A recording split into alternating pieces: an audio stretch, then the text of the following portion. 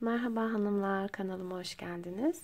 Bugün sizlere çok beğeni ve istek alan her çeyizin olmazsa olmazı motifli yeleğimizin anlatımını yapacağım inşallah. Bu benim siparişim. Ben hazır yapmışken sizinle de paylaşmak istedim. Çünkü çok yapmak isteyen var. Tarifini verebilir misiniz diyen var. Şimdi onu sizinle paylaşacağım inşallah. Öncelikle ben yeleğimi 42, 44, 46 bedene kadar giyilebilecek büyüklükte bir yelek yaptım. Hani 42 bedene de olur. Hani 44 ile 46'ya daha rahat olacak şekilde. Şimdi şöyle anlatalım hemen. 5 motiften oluştu eni. Bu yeleğimizin ön tarafı. 5 motiften oluştu. Siz 38-40 numara beden için yapacaksanız 4 motifle yapmanız gerekiyor. Benim beden büyük olduğu için 5 motif kullandım. Toplamda şimdi kol kesimine kadar olan sıram 2, 4, 6, 7, 8 ve 9 motif kullandım. Bakın şurası kol kesimi, boy. Kola kadar olan boy toplamda 9 motiften oluştu. Yaka kısmımızı da keserken bakın şöyle yarım motif kullandım. Yakamı buradan yarım motif kullanarak oyuntusunu verdim. Kolumun oyuntusunu da aynı sırada verdim. Bir motif eksik yaparak kol oyuntumu verdim. Tığım düştü. Bakın kola kadar eni 5 motifte. Kolu kestikten sonra yaka kısmında bir tane yarım motifim var ve 3 tane bütün motifim var. Kol uzantısını yaparken de bu şekilde üçer motifle devam ettim. Yani kol kesiminden sonra toplamda 1, 2, 3 ve 4. 4 sıra kol boyu uzantısı yaptım. Ve kenarlarında bu şekilde bir boş kutucuk, 2 tane ikili trabzan şeklinde kenarlarını döndüm. Arkamız ise şöyle göstereyim. Arkamı da müşterimin isteği üzerine şişle ördüm ben. Motif istemedi ya da tığ işi file istemedi. Şişle örmemi istedi. Bu şekilde şişle ördüm ben. 2,5 numara şişle ördüm ve yaklaşık 180 ilmekle başladım bunu. Siz bunu dediğim gibi hani arkayı sadece motif olarak da örebilirsiniz. Bu şekilde şişle de örebilirsiniz. Ya da tığla file şeklinde de yaparak örebilirsiniz. Burada da bakın bu şekilde kol oyuntusu yapıldı. Şöyle. Bu da beden uzunluğumuz. Şimdi ben isterseniz size alayım şöyle. Ölçüleri de vereyim. 44-46 beden dediğim gibi. Hani 42 bedene de olur fakat biraz geniş olur. Şimdi şöyle göstereyim.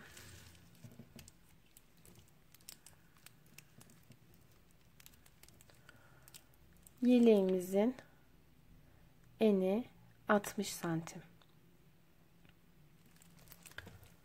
Boy olarak da toplamda hani komple yakadan başlayarak ölçtüğümüzde şöyle bu şekilde göstereyim hemen. Evet bakın 70 santim. Boy olarak 70 santim. Bu şekilde hanımlar dilediğiniz ölçüde, dilediğiniz büyüklükte yapabilirsiniz. Şimdi ben size motifin nasıl yapıldığını, ip kopartılmadan nasıl eklendiğini, evet yanlış duymadınız, ipi koparmadan eklememizi yapacağız.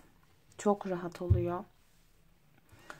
Daha sonra yaptığımız parçaları da arka bedene birleştirmeyi göstereceğim. Unutmadan şunu da söyleyeceğim. Şu arka bedendeki etek ucuna şu şekilde bir sıra motif geçeceğiz hanımlar. Dilerseniz siz yapmayabilirsiniz ama değişik bir hava katıyor. Etek ucuna bir sıra motif, toplamda benim 10 motif yapıyor sanırım. Bu şekilde etek ucuna bir sırada motif geçeceğiz. Daha sonra parçaları birbirine ekleyeceğiz. Şimdi bütün aşamaları birlikte yapalım. Ben kenarımın bir tarafını bu şekilde yaptım, bitirdim size göstermek için. Sorularınız varsa yorumlar kısmından yazabilirsiniz. Evet, anlatacaklarım bu kadar. İpime gelecek olursak, ipim Alize Angora Gold ipi. Ben iki renk kullandım. Pembe krem, siyahla da eklemelerimi yaptım. İstek bu yöndeydi. Batik iple de gerçekten çok şık oluyor. Ya da simli iplerle de güzel oluyor. Tamamen tercih size kalmış. Ama Alize Angora Gold'dan başka iplerle biraz kaba duruyor. Yani bu ip, hani şu an bu ütüsüz hali, ütülendiği zaman mükemmel bir görüntü olacak. Şimdi bakın, ben bir kısım motiflerimi bu şekilde yaptım, hazırladım. Eklemeleri göstereceğim size. Eklemeleri göstermeden önce size ilk motifin nasıl yapıldığını göstermek istiyorum. Bir tane motif yapalım sizinle. Evet, şu ipimi ayarlayayım ben. Yanlış yapıldığı zaman gerçekten sökmesi işkence bu iplerin. O yüzden yaptığımız sayılara, sıra sayılarına çok dikkat etmemiz gerekiyor. Çoğu zaman sökülmüyor ve ipi koparmak zorunda, ipleri kesmek zorunda kalıyorum. O yüzden siz de dikkat edin derim.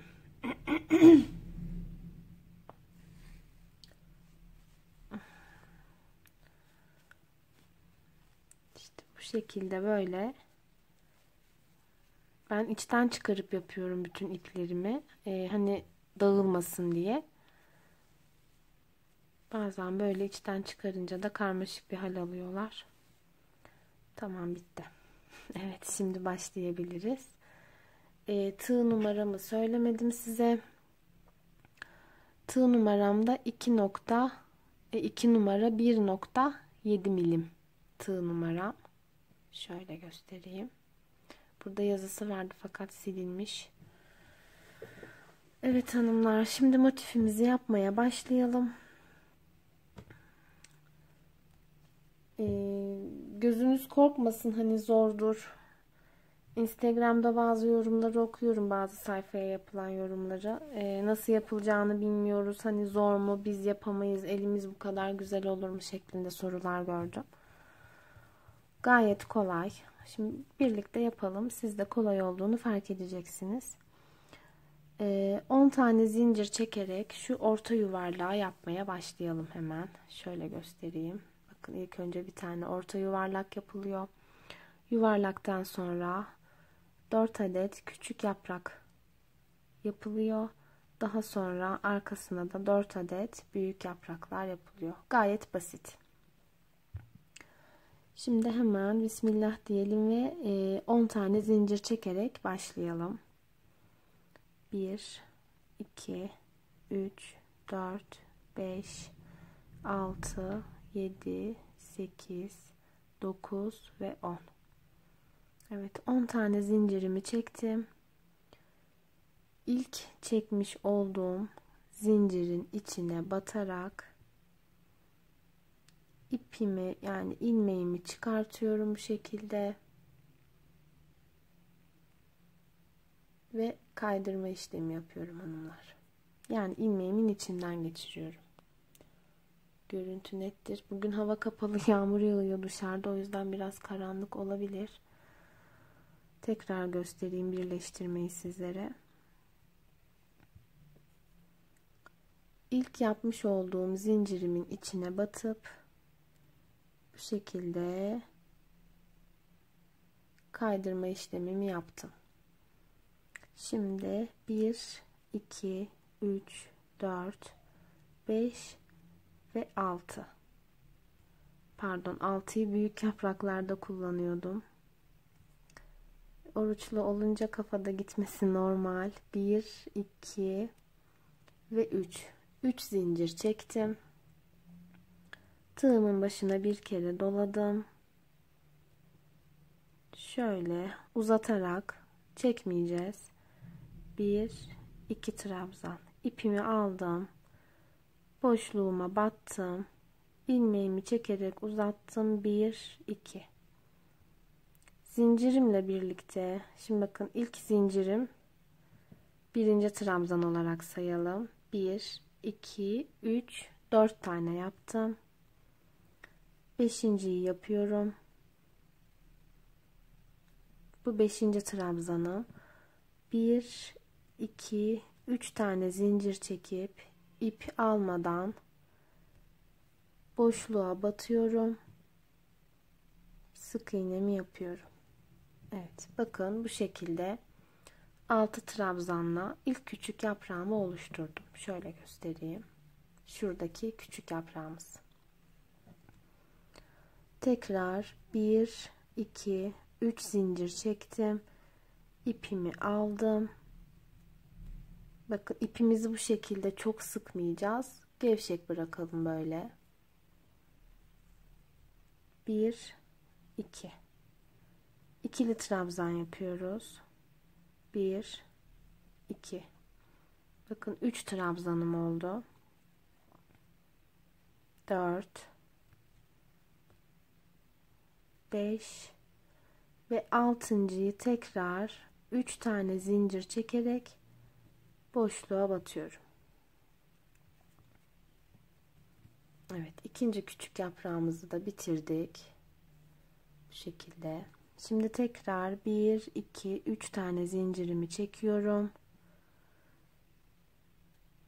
İkinci trabzanım. 3, 4, 5 ve 6.'yı da 3 zincir çekerek ip almadan boşluğa batıp sık iğnemi yapıyorum. Bakın 3 tane yaprağım oluştu.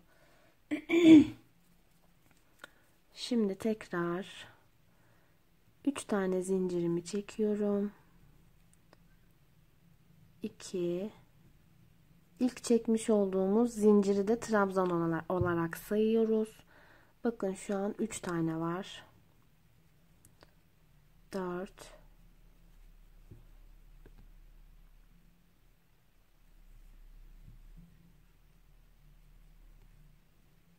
5 ve 6.'yı da 3 tane zincir çekerek dibine batıp kapatıyorum. Evet, bakın bu şekilde 4 tane yaprağımı oluşturdum ben. Şimdi artık büyük yapraklara geçeceğiz. Onları yapmak için de önce şöyle göstereyim arka taraftan. Bu şekilde arkadan zincirle dolanacağız. Şimdi bakın. 1, 2, 3, 4, 5 ve 6. 6 tane zincirimi çektim. Bakın hemen bu şekilde yaprağımın ters tarafını çeviriyorum.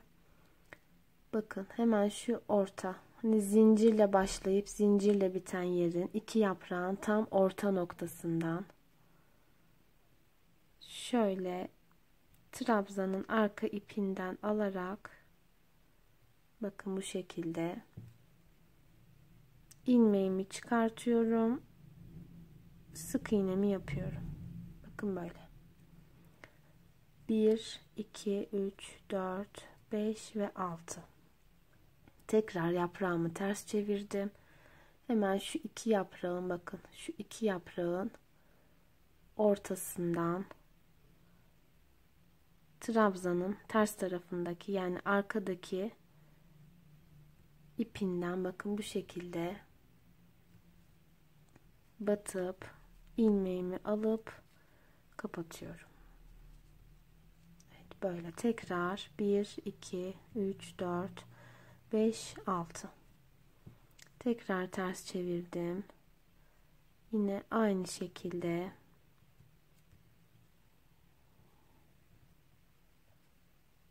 bir, iki, üç, dört, 5, 6. Şimdi bakın. Burada ilk yapmış olduğum zincirin bu şekilde içine batarak kapatıyorum ve sık iğne ile kapattım.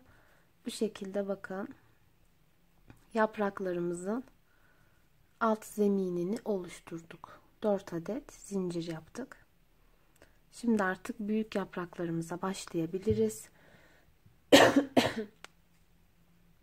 1 2 3 4 5 ve 6.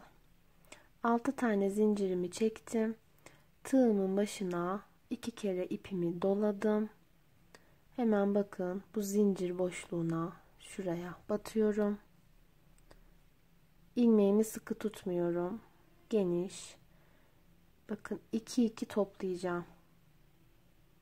2 ve 2. 2 kere sardım.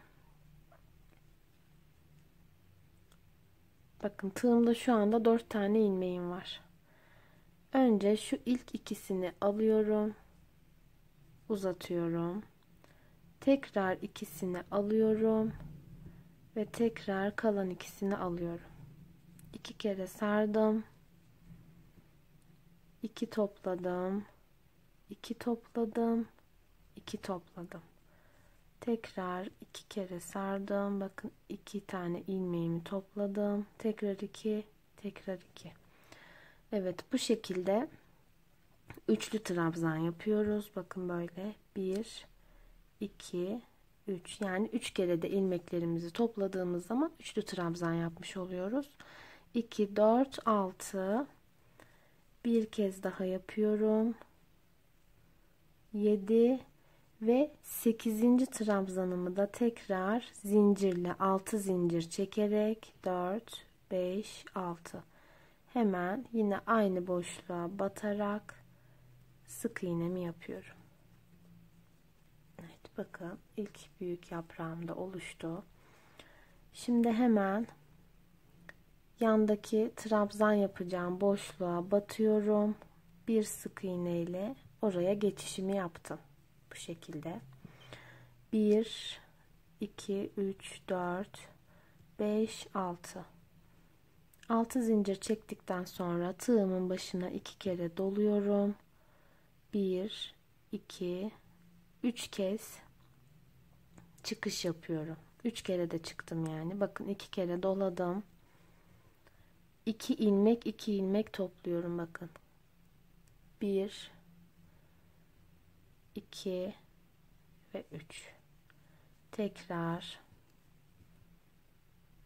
2 ilmeğimi aldım. 3 ilmeğim var. Tekrar ikisini topladım ve yine ikisini topladım. Bu şekilde her yaprağımız 8 trabzan olacak. Yalnız ilk başlarken ve sonda bitirirken zincirli trabzanla başlıyoruz ve zincirli trabzanla bitiriyoruz. Bunu da hatırlatmak istedim. O zincirlerle birlikte 8 tane yapıyor. Zincirleri saymazsak ortada normal 6 trabzanımız var. Şimdi bakın 2 4 6 oldu.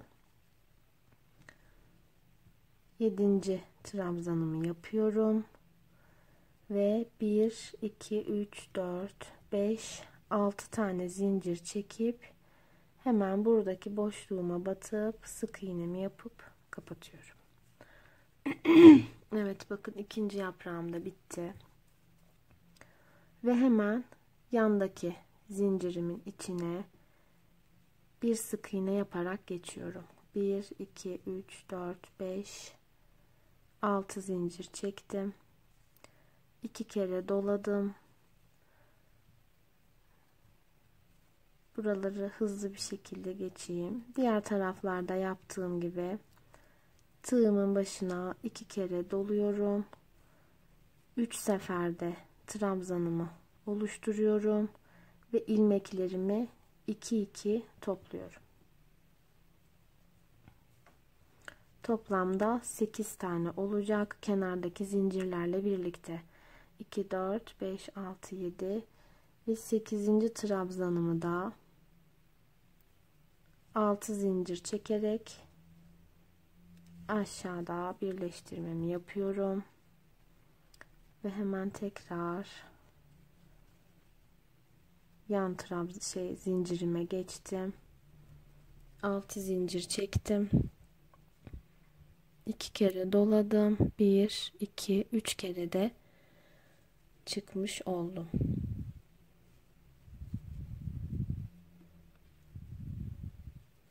Yapması çok zevkli. Eklemesi daha çok zevkli.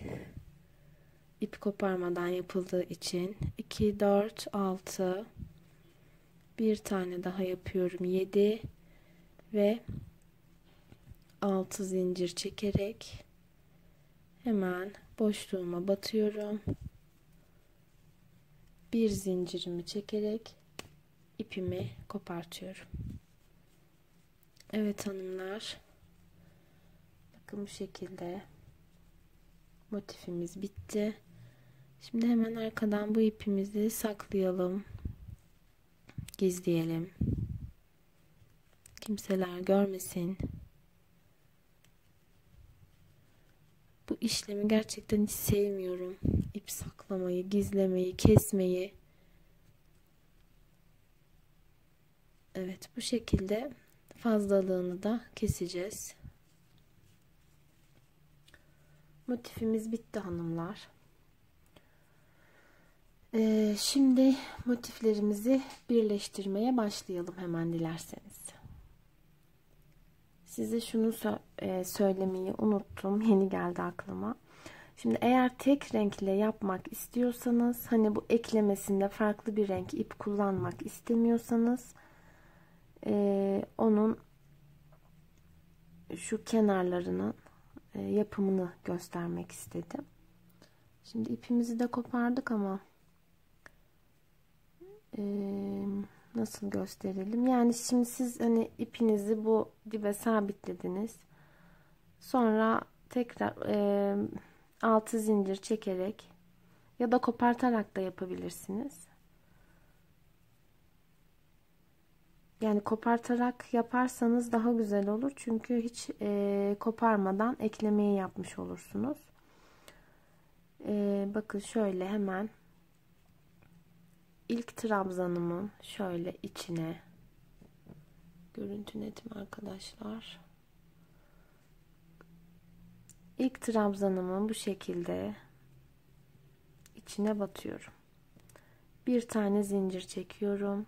Yanındaki trabzanın bakın şu boşluk kısmına içine derken şu boşluğa bir sık iğne, bir zincir çekiyorum.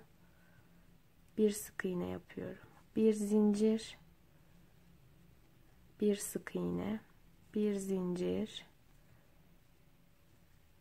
bir sık iğne, bir zincir, bir sık iğne, bir zincir ve bir sık iğne. Bu yapraklarımızın üzerine bu şekilde birer tane zincir çekerek aralarda şu boşluk kısımlara batarak sık iğnemizi oluşturduk. Şimdi 12 tane zincir çekeceğiz. 2, 3, 4, 5, 6, 7, 8, 9, 10, 11, 12. Şimdi ben size koparmadan yapmayı da göstereceğim. Fakat hani koparmadan yapamayanlar için, hani zorlananlar için bu şekilde koparıp da yapmayı gösteriyorum ben. Şu an bu ipi kopartıp da tek tek eklemeyi gösteriyorum. 12 zincir çektim. Trabzanımın hemen ilk trabzanımın ortasına battım. Bir zincir çektim. Bir sık iğne yaptım. Bir zincir çektim. Yandaki trabzana batarak bir sık iğne yaptım. Bu şekilde trabzanlarımızın aralarına bir zincir ve bir sık iğne şeklinde örüyoruz. Bakın yaprağım bitti. Tekrar 12 tane zincir. 1 2 3 4 5 6 7 8 9 10 11 12 zincir. Evet, bu şekilde bütün yapraklarımın üzerine aynı işlemi uygulayacağım. Bu taraflarda da aynı şekilde böyle yapacağız. Daha sonra bitirip kopartacağız. Diğer motiflerde de aynı işlemi yapacağız. Fakat kenarlarda, şuralarda eklememizi yapacağız. Şimdi onu da göstermek istiyorum sizlere, fakat ipi nasıl? Neyse, şu şekilde hiç koparmadan göstereyim. Şimdi aynı renk olduğunu farz edersek. Şimdi bakın yine aralarda böyle bu şekilde bir zincir, bir sık iğne şeklinde devam ediyoruz.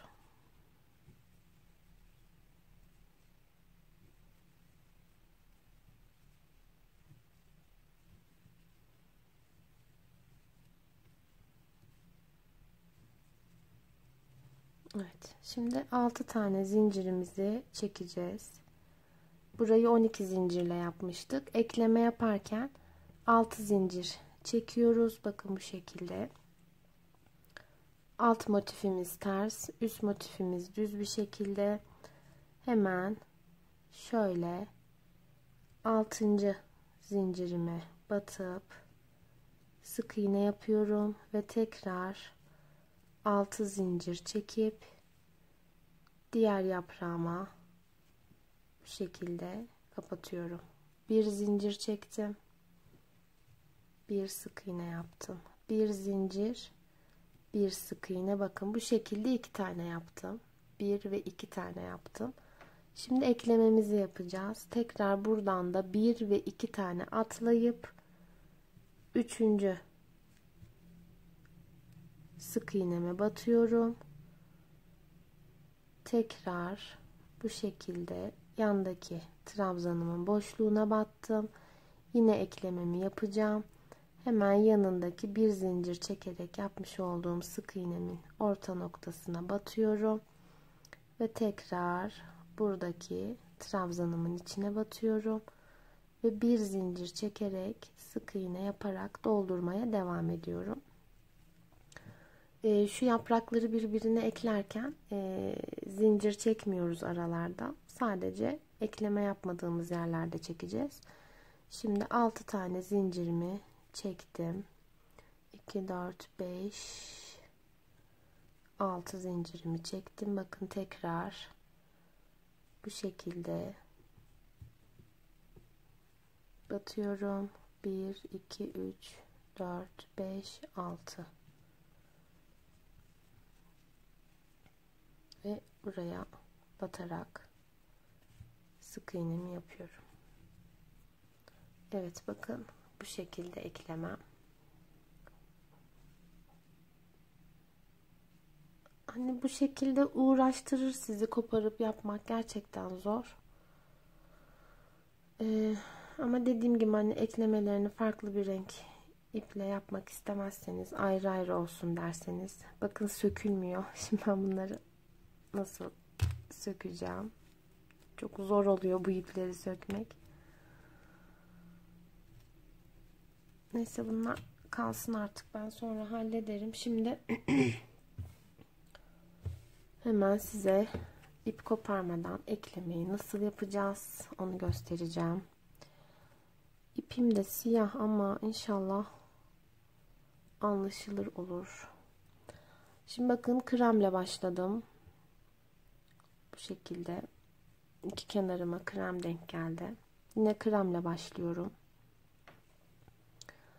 İlk motifimi aldım ve ilk trabzanımın boşluk kısmına batarak bir sık iğnemi yaptım. Bir tane zincirimi çektim.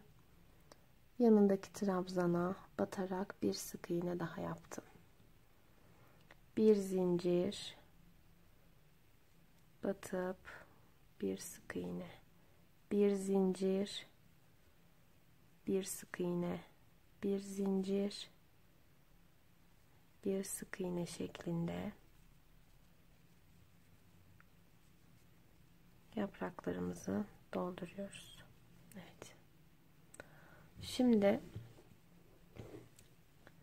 1, 2, 3, 4, 5, 6, 7, 8, 9, 10, 11, 12 tane zincirimi çektim.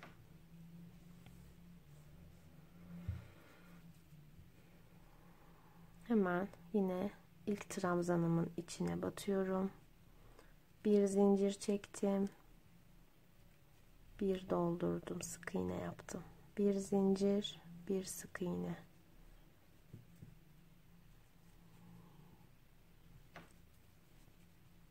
Bir zincir, bir sık iğne, bir zincir, bir sık iğne, bir zincir, bir sık iğne. Evet hanımlar, bakın bu şekilde.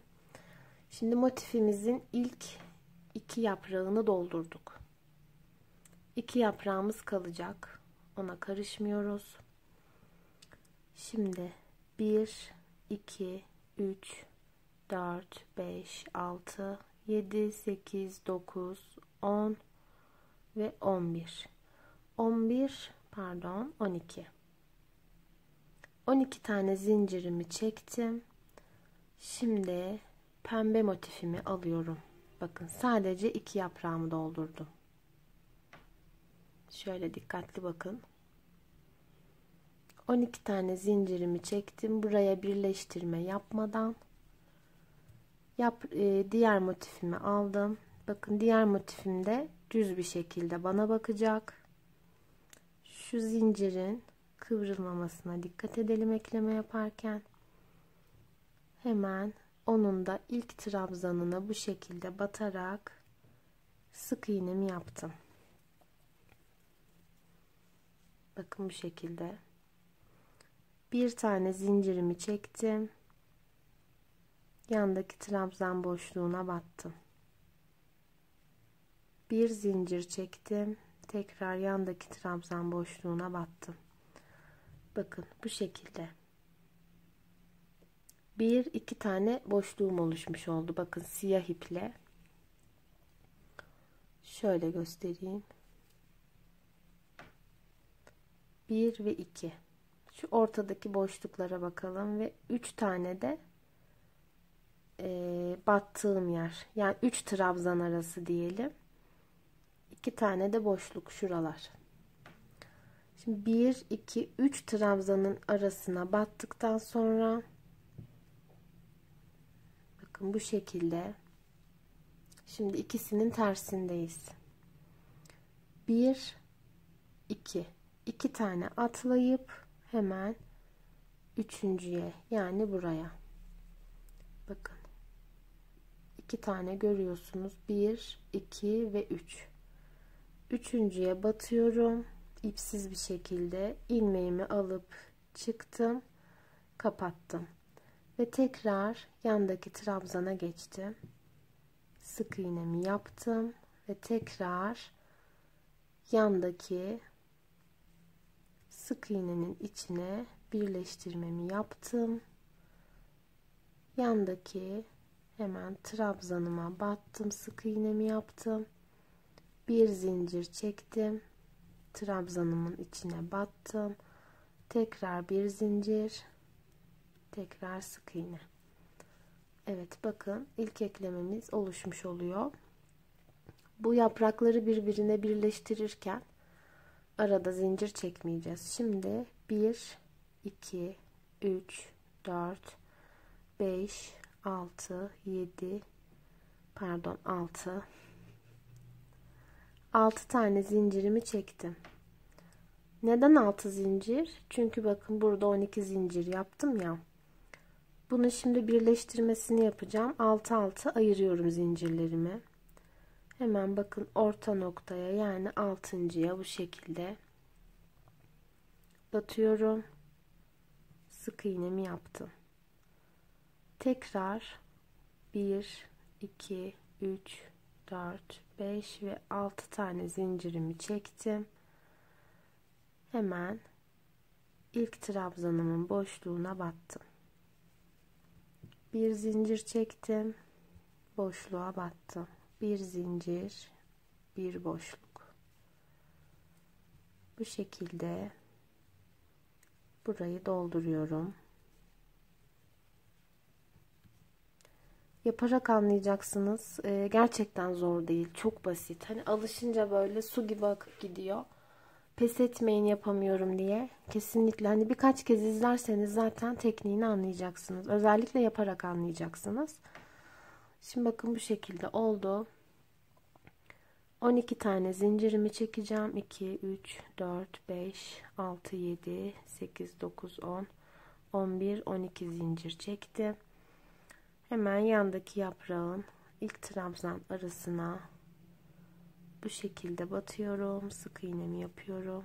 Bir sık iğne, bir zincir, bir sık iğne şeklinde yaprak aralarına batıyorum. Trabzan araları.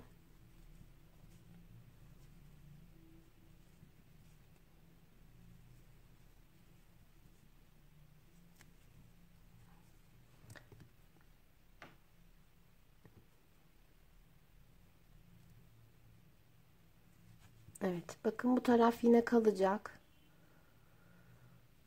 Buraya bir şey yapmayacağız. Burayı dönerken geçeceğiz. Bakın ikinci motifim de bitti.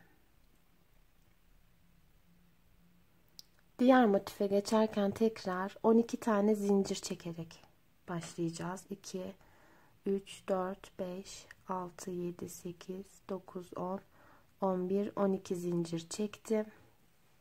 Hemen diğer krem rengi motifimi aldım. Bakın iki motifim de bana düz tarafından.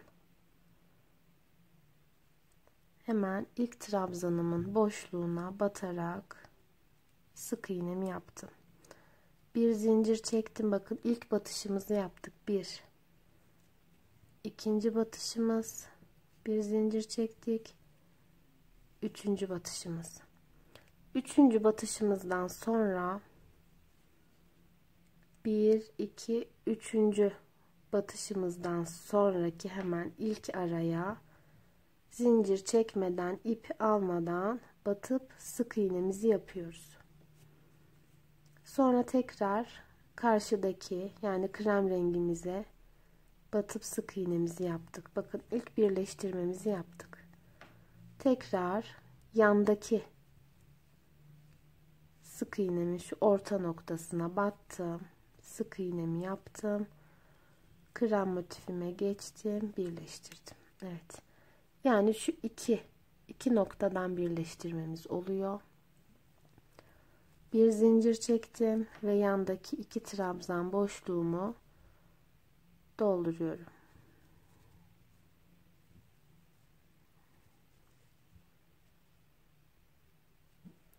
Bir, iki, üç, dört, beş, 6 zincir çektim. Hemen şöyle 6.'ya batarak sık iğne ile kapattım. 1, 2, 3, 4, 5, 6 zincirimi çektim. Ve hemen ilk trabzanımın boşluğuna battım. Evet, bakın bu şekilde. Şimdi bir zincir çek, bir sık iğne.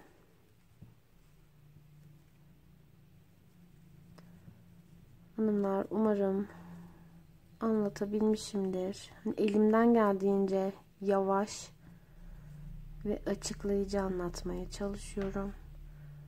Bakın geldim. 12 tane zincir çekeceğim. Yine 3, 4, 5, 6, 7, 8, 9, 10, 11, 12. Bu şekilde hemen yine ilk trabzanıma batarak sık iğnemi yaptım. Trabzan aralarıma bir sık iğne, bir zincir şeklinde, bakın bir zincir, bir sık iğne, bir zincir, bir sık iğne, bir zincir, bir sık iğne şeklinde devam ettim. Şimdi hanımlar, bazılarımız bakarak daha iyi anlayabiliyor. Hani görselden daha iyi anlayabiliyor. Bazılarımız da dinleyerek daha iyi anlayabiliyor. Ben şimdi bunu bu şekilde tutayım. Siz ekran resmini çekin dilerseniz. Hani bakarak belki daha iyi anlarsınız. Şöyle ya da ben şöyle elimde tutayım. Evet, bu şekilde ekran resmini alırsanız daha iyi yapmanıza yardımcı olabilir. Evet, şimdi son bir motif daha göstereceğim. Kalan bir motifi de kendim yapacağım. Çünkü vaktim gerçekten sınırlı ve 41 dakika olmuş bile. Bakın bu yaprağımı yine örmeyeceğim. Bir işlem yapmayacağım. 12 zincir çekerek diğer motifime başlıyorum. 1, 2, 3, 4, 5, 6, 7, 8, 9, 10, 11, 12. Hemen pembe motifimi aldım. Bakın ikisi de düz bir şekilde. İlk trabzanımın ortasına battım. Bir zincir çektim. Bir zincir çektim. Sık iğnemi yaptım. Bakın 2 tane oluştu. Bir zincir çekiyorum. Sık iğnemi yapıyorum. 1, 2, bakın 1, 2 atlayıp üçüncüsüne batıp bu şekilde eklememi yapıyorum. Ben burada karıştırdım. Ben de karıştırdım. Bakın 2 tane yaptıktan sonra 1, 2 atlayıp üçüncüye batıp birleştirmemi yaptım. Hemen yandaki trabzan boşluğuma bir sık iğne yaptım. Ve karşı motifimin tekrar hemen yanındaki boşluğuna batıp sık iğnemi yaptım. Ve pembe motifime battım. Ekleme yaparken zincirsiz yapıyoruz. Buralara da birer zincir çekerek sık iğnelerimizi yapıyoruz. Bu şekilde 1, 2, 3, 4, 5, 6, 7, 8, 9, 10.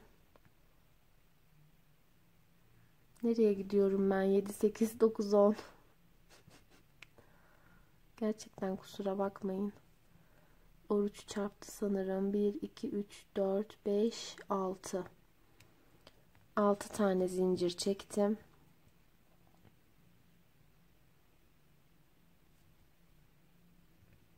Hemen ortaya 6. zincirime battım. 1, 2, 3, 4, 5, 6 tane çektim. Tekrar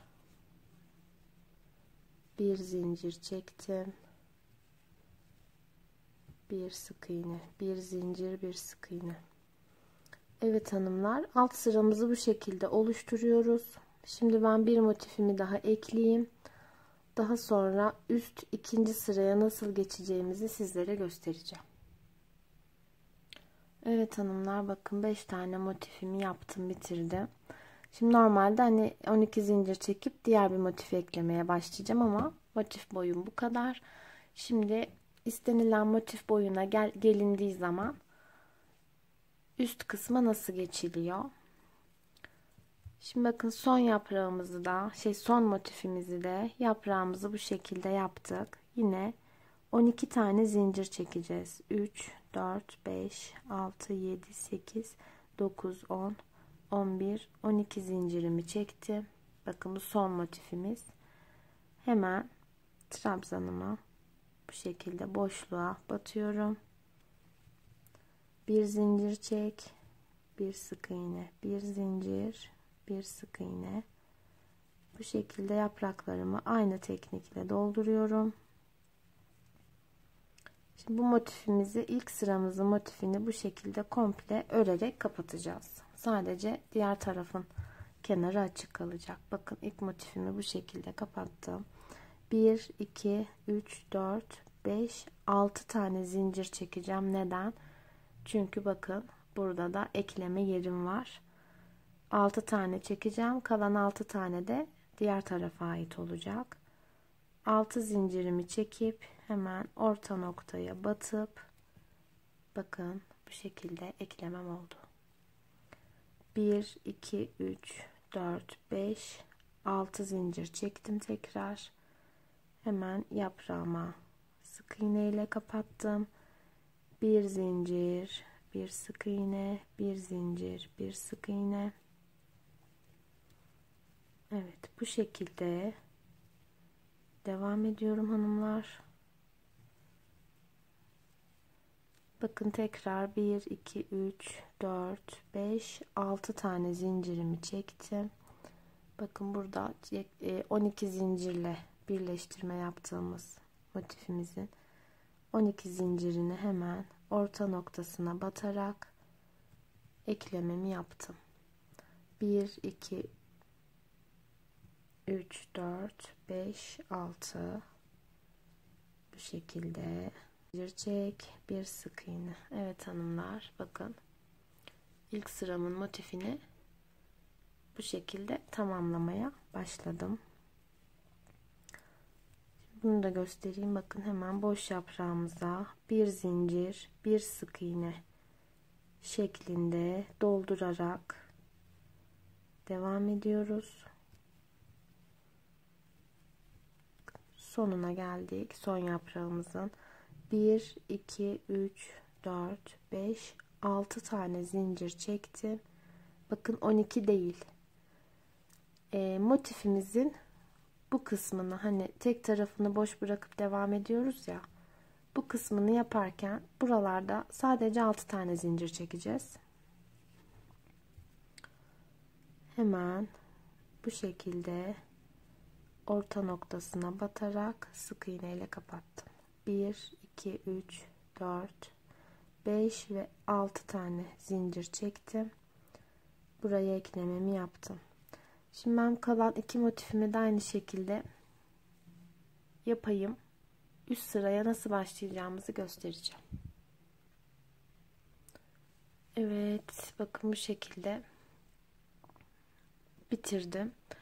Şimdi motifimin son yaprağını yapmayacağım. Burası açık kalacak hanımlar. Bütün ekleme yaptığımız motiflerimizi bu son yaprağı, yani sağ taraf değil sol taraftaki motifimizin son yaprakları, buraya bir işlem yapmayacağız. Bu sade kalacak. Buna en son motiflerimiz bittikten sonra dönerek aşağıya ineceğiz. Bakın böyle yaptım. Şimdi 12 tane zincir çekiyorum. Bakın bir üst sıraya başlayacağız. 1, 2, 3, 4, 5, 6, 7, 8, 9, 10, 11, 12. 12 tane zincirimi çektim. Pembe motifimi alıyorum. Bu ipleri daha sonra, eklemelerden sonra halledeceğim. Bakın motifimizin düz tarafı yine bize doğru. İlk yaprağının orta boşluğuna batıyorum. Bir battım, bir zincir çektim. 2 battım, bir zincir çektim. 3 battım. Yani 2. Şu aralar boşlukları sayarsak 2 boşluğumuz var ve 3 batışımız var. Bundan sonra ne yapıyoruz? Tersinden 1 2 boşluk atlayıp üçüncüsüne ipsiz batıp sık iğne ile kapatıyorum. Ve hemen karşı trabzana batıyorum. Sonra diğer motifimin hemen bakın ekleme yaptığım yerin yanındaki boşluğa batıp sık iğnemi yapıyorum karşıdaki trabzana tekrar sık iğne ile bağlıyorum. Bir zincir çektim, bir sık iğne, bir zincir, bir sık iğne. Bakın bu şekilde. Şimdi 3 4 5 6 7 8 9 10 11 12 tane zincirimi çektim. Hemen yan yaprağımın ilk trabzanına battım. Buraları hızlı geçeceğim. Biliyorsunuz artık. Bir zincir, bir sık iğne. Yapraklarımızı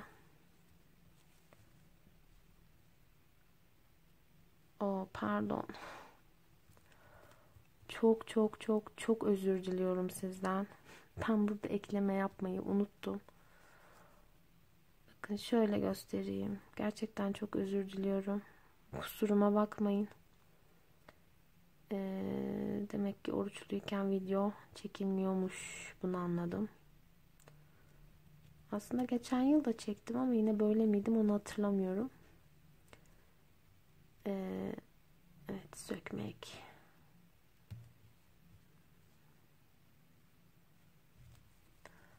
Şöyle bakın, ilk yaprağımızı birleştirdikten sonra 6 tane zincir çekeceğiz. 4 5 6 zincir çekip tersinden bakın böyle hemen şuradaki yerin orta noktasına tekrar batarak bakın bu şekilde birleştirdim. 1 2 3 4 5 6 yan yaprağımın ilk trabzanına battım. Bir sık iğne, bir zincir şeklinde devam ediyorum. Bakın 2 tane şu aradaki boşlukları oluşturduk.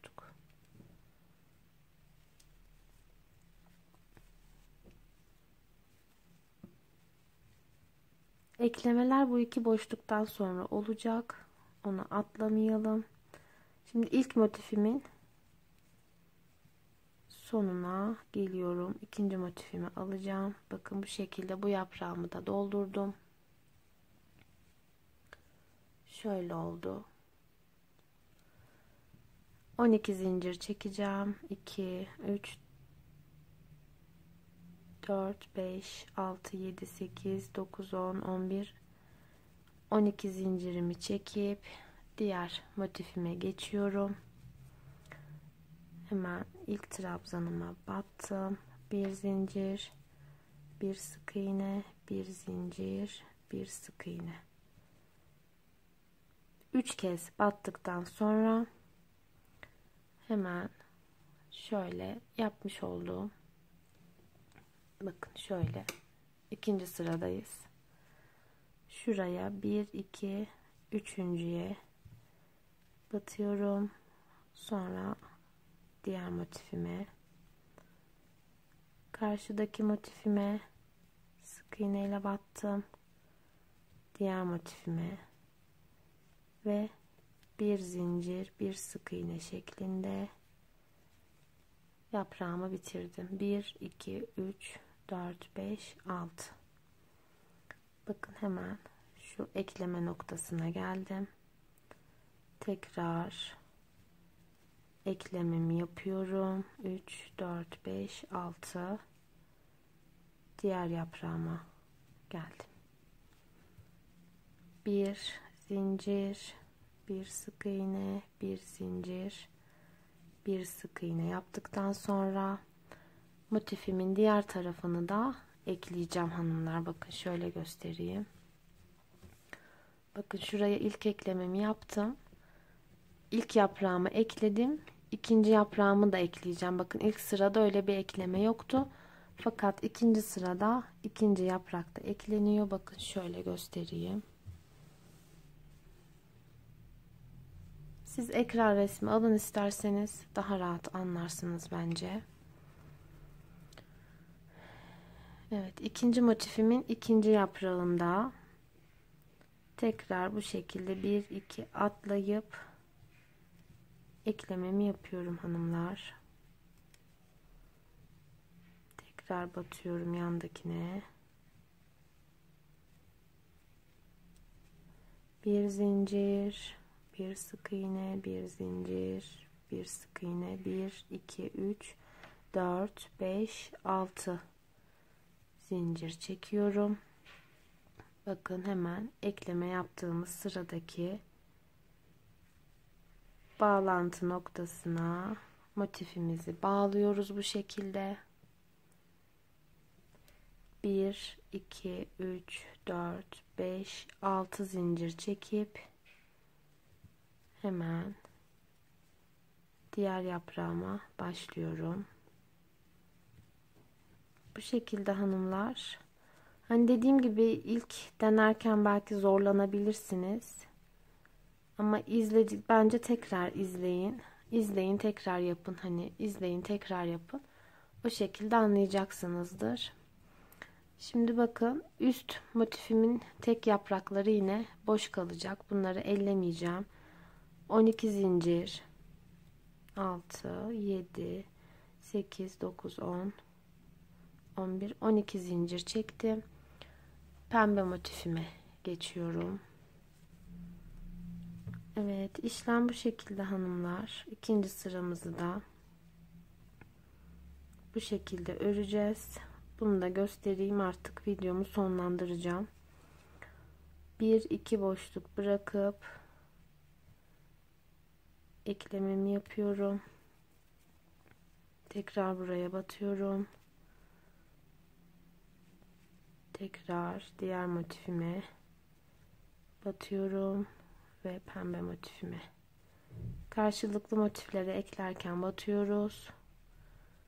Bir zincir çekeceğim. Tekrar bir zincir, bir sık iğne. İlk yaprağım oldu. Şimdi hemen 3 4 5 6 tane zincirimi çekiyorum. Buradaki ekleme noktalarımın ortasına batıyorum. 1 2 3 4 5 6. Bu şekilde bakın bağlantımı yaptım. İkinci yaprağıma geçtim. Bu şekilde 3 kez sık iğnemi yaptım. 1 2 ve 3. sık iğnemin boşluğuna batıyorum. Karşıdaki motifimi batıp sık iğnemi yapıyorum, çeviriyorum. Tekrar diğer motifimin hemen yan sık iğnesine batıp sık iğnemi yaptım. Pembe motifime tekrar birleştirdim. Bir zincir çekip kalan 2 trabzanımın arasını dolduruyorum. 1 2 3 4 5 6 zincir çektim. Bakın, birleştirme noktamdayım. Şöyle hemen ortasına 1 2 3 4 5 6 zincir çekerek aşağıya iniyoruz. Bir zincir, bir sık iğne şeklinde devam ediyoruz. Evet, bakın 3. yaprağımıza geldiğimizde 2 yaprağımızda ekleme yapıyoruz artık bundan sonraki sıralarda. 3. yaprağımızı da doldurup köşe noktaya geldiğimizde 12 tane zincirimizi çekip diğer motifimizi eklemeye başlıyoruz. 1 2 3 4 6 7 8 9 10 11 12 ve krem rengi motifimize böyle geçişimizi yapıyoruz. Evet, diğer taraflar aynı şekilde devam ediyor. Bakın, şimdi motifimi buraya ekleyeceğim. Pembe motif de yan tarafa. Daha sonra bu yarım kalan yerlere 6 trabzan şu aralarda çekerek devam ediyoruz. Ve 3. sıraya bakın, şuralar kesinlikle örülmeyecek. 3. sırada yine aynı şekilde bu son yaprağa geldiğimizde dönüp son yaprağa geldiğimizde 12 zincir çekip diğer motifimize ekleme yapacağız. Yani videoları, dediğim gibi videomu baştan hani anlamadığınızda açıp izlerseniz zaten anlayacaksınızdır. Şimdi ben 9 sıra öreceğim. Beden boyumu bitireceğim. Sonra kol kesiminde ve yaka kesiminde tekrar sizlere göstereceğim hanımlar.